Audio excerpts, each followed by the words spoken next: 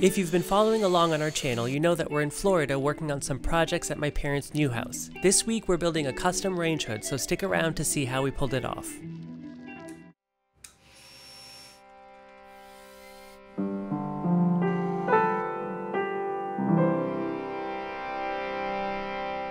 The first step was to remove the over-the-range microwave built-in. I'm really not a fan of this setup. It feels to me like a holdover from another time, making a kitchen feel instantly dated. The range hood is most often the focal point of a kitchen, and the kitchen is nowadays thought of as the heart of the home. In my book, an ugly microwave has no place being so front and center in a home. Then we had to demo the existing cabinet, which in this case was a little scary because this house is a new build and the cabinets are all brand new, so we had to be careful not to damage anything around the opening.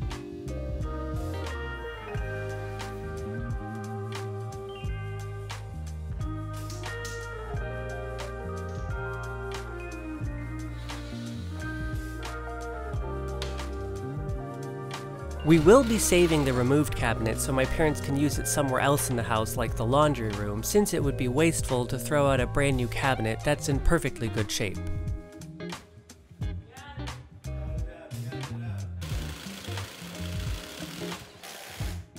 Next up, we cut an opening in the ceiling and through the soffit outside the house and ran our ductwork through. Luckily, Aaron was able to reach in with his hands to pass the duct through, so he didn't need to venture into the hot attic at all.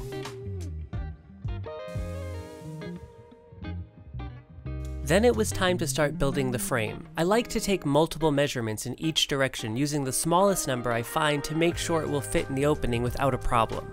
I'm building the framework with 2x4s. It's a really simple construction. I started by creating two large rectangles that will serve as the front and back.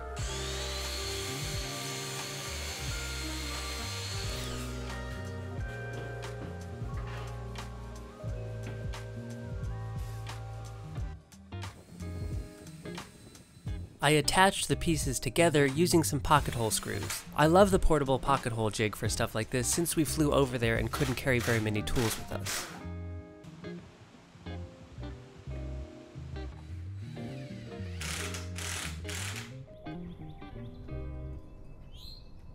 I'm going to be joining the front and back framing together with some shorter 2x4s in between to create a box.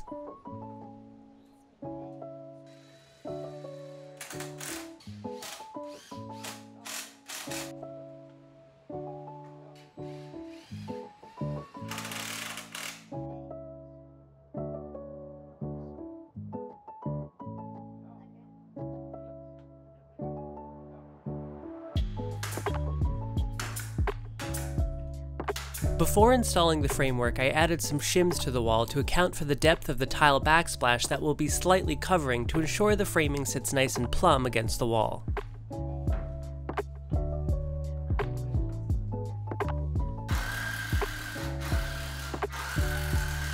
Then we screwed it through the shims and into the studs. Now it's time to wrap this thing and make it look pretty. The first step in building the hood is making the bottom insert panel that the actual exhaust will slide into. I used some 1/2-inch plywood for this and cut an opening large enough to fit the mechanics inside.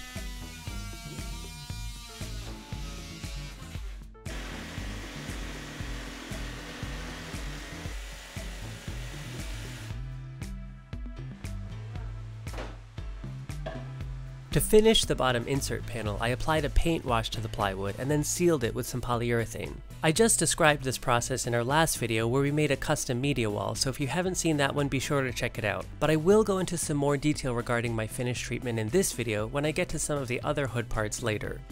Once the finish was dry, I added some liquid nail to the framing and nailed the panel in place.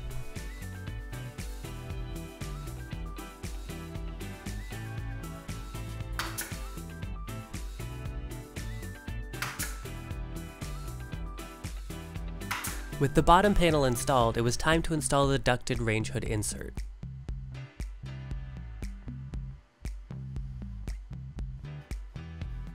These range hood inserts are usually a pretty easy install. It just gets screwed into the framing members from the inside on all 4 sides. Then we connected the duct.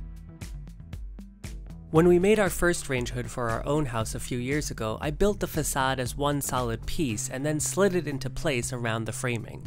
I honestly much rather that method of building it because it allowed me to create tighter, more secure joints and ensure that everything is fit together nice and square before installing it into the framing.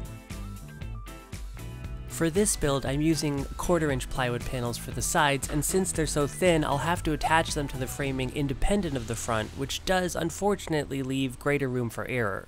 Being away from home meant I had to get creative at times, but I do not advise anyone to cut on styrofoam blocks like I'm doing here. It was August in Florida and I was just trying to get out of the garage as quickly as possible. And you may notice the 77-inch TV box in the background. That's the beast we mounted in our previous video, whose packing materials are getting a second life here. On the topic of not having the right tools for the job, I forgot to pack our angle finder, and the ceiling in the kitchen is angled, the joy of vaulted ceilings. So I taped together some scraps of cardboard to create an embarrassingly janky angle template that matches the pitch of the ceiling. It might not be camera ready, but it worked, which is really all that matters.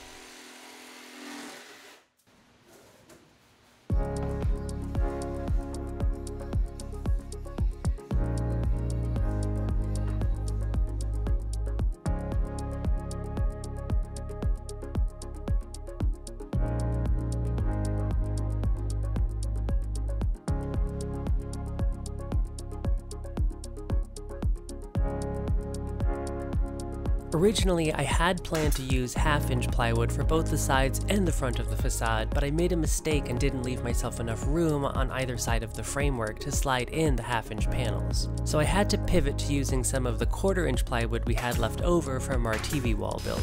But for the front panel, I was able to use the 1/2 inch plywood. I just cut it to size and then treated it with a paint wash. I found a color that neutralizes the heavy yellow undertones of the wood, and I distilled the paint down with 2 parts water so that it would only be a thin layer of color and still allow the grain of the wood to show through. Before applying the paint, I did some water popping off camera, which involves wetting the wood and sanding to raise and knock off some of the grain before staining. Then it was time to install the front panel onto the framework, again with some liquid nail and brad nails.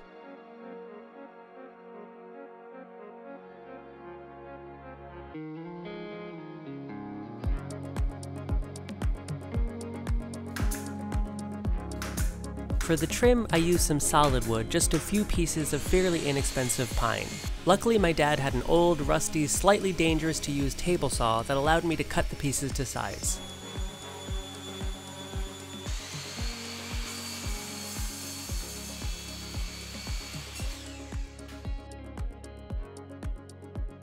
Then I finished them with the same paint wash treatment and a couple coats of poly.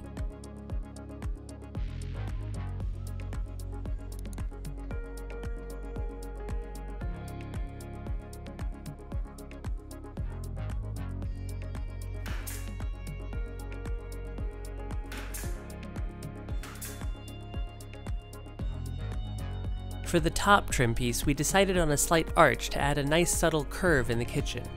Again, I turned to some scrap cardboard to make a template because that's what I had lying around.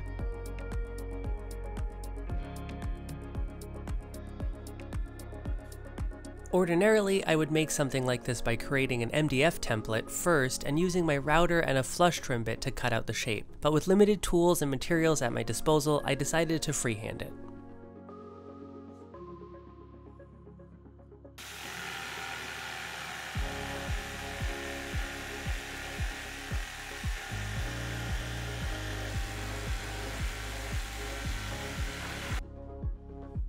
Since it is just inexpensive pine and I knew I had some extra in case I messed up, I figured I'd go for it. To my surprise, with a bit of sanding, I think it worked out okay in the end, and there is something really gratifying about making things work with what we have and not letting our limitations prevent us from achieving at least some version of what we hope to achieve.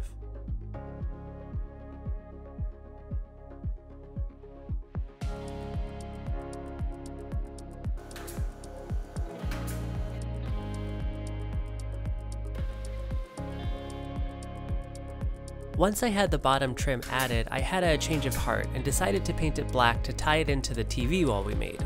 It also pulls in the other black accents in the kitchen like the appliances, cabinet hardware, and lights, and adds a distinct, modern touch that I think makes sense in the space, but let us know what you think.